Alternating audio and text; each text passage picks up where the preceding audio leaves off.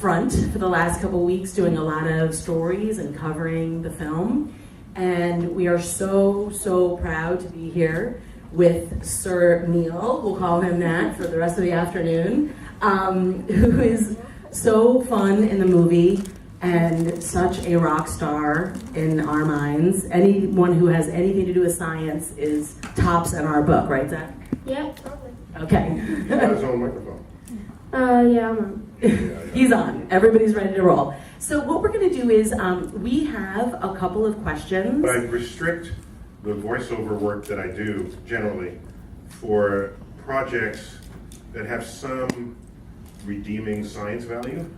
It could be very slender, very thin, but there has to be some scientific meaning to it. And I'm honored anytime producers and artists and When you found out what Neil the Bug Weasel looked like? yeah, I was impressed that the actual Neil the Bug Weasel is I'm way chubbier than Neil the Bug Weasel. He's a skinny weasel. I like when you have creative illustrators. What they look to see what you're like, and they get the essence of you, and they put it in the character.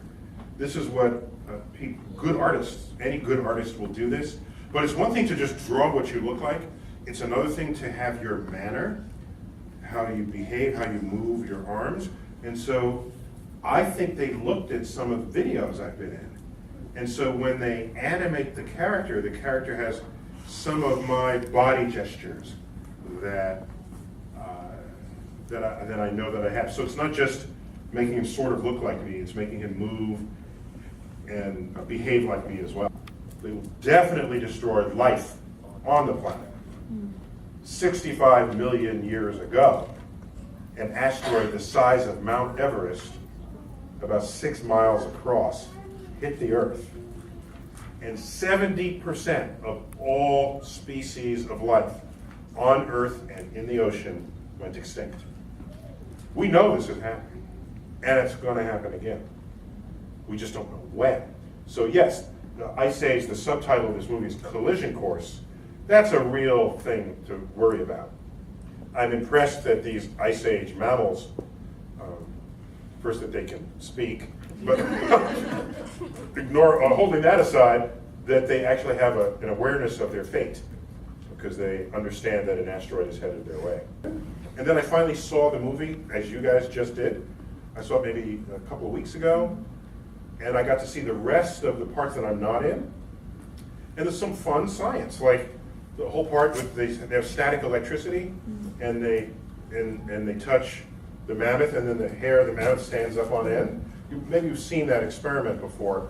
You put your hand on the electricity thing, then your hair stands up on end. So wow. That was an occasion to put a little bit of physics in an animated story. So, and I didn't tell them to do that. These are people, you know what I think? The creative types and the illustrators and the animators, I think they had some science in school, and they liked it.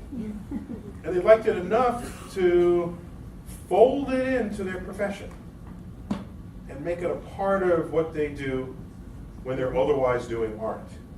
And so a little bit of science literacy can take you very far, I think. If I do this, what happens if I roll it? Okay, well that didn't happen. If I roll it faster, even faster. Well, that's kind of cool. Does this unscrew?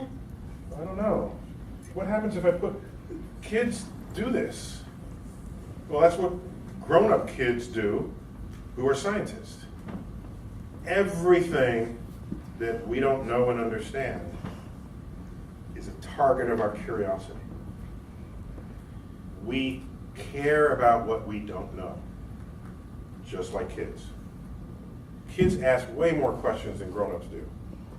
And something happens between being a kid and being a grown-up where you no longer ask questions, you're no longer curious.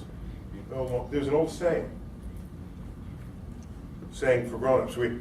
We spend the first year of a child's life teaching them to walk and talk. And then the rest of their lives tell them to shut up and sit down. Wow. That's all. So Can I give you an example? Sure. I'm in Central Park. It had rained earlier in the day. I see a parent with a child maybe 5 years old. Kid has a raincoat on and boots. It rained earlier. There's a big muddy puddle in front of, they're approaching a big muddy puddle. And I thought to myself, I bet the kid wants to jump into the puddle. Then I said, I bet the parent will not let them do that.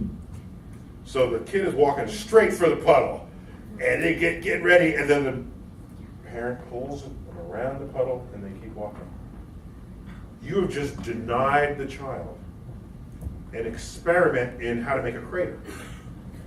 Because you know they would have just jumped, they would have splashed into it. It would have scattered everywhere, and it would have made a mess, and that would have been fun. I want to do that every time I approach a puddle. In fact, if I have nothing else to do in the day, where I don't have to be clean, I will jump in the puddle. In Central Park? Now, I won't go out of my way, but if it's there, I will jump in the puddle. So the scientist is curious, and you can be curious about nature, about human behavior, about the human mind. I'm curious about the universe. Black holes, quasars, pulsars, Pluto, Big Bang, all of it. I have too many other projects, but it's there, and it's going to come out. And it's the sum of everything I've learned for having been a kid, for having been a parent, for having been a scientist, how to solve that problem.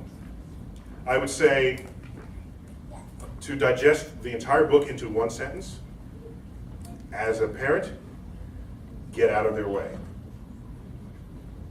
Get out of their way. What happens if there's an egg on the counter and you have a 6-year-old who any 6-year-olds here? Raise your hand if you say, oh no, we had 7. 7-year-old? 8? Good. The 8-year-old walks up and sees an egg on the counter and starts approaching the egg. Your first reaction is don't touch the egg. You might break it. I'm saying, so what if they break it? It's a curiosity. What is this? They'll start playing with it. And then eventually, yes, it's going to break. And it breaks. And then you learn something. Something can be hard, yet fragile. How's that possible? Eggshells are hard, yet fragile. The handle of sat in a room, got dark, the stars came out, and I think the universe chose me. It said, you will be an astrophysicist one day. And I've been hooked ever since. Look at Mars, you want to just walk around it? So we will never know. We don't know what changed the surface.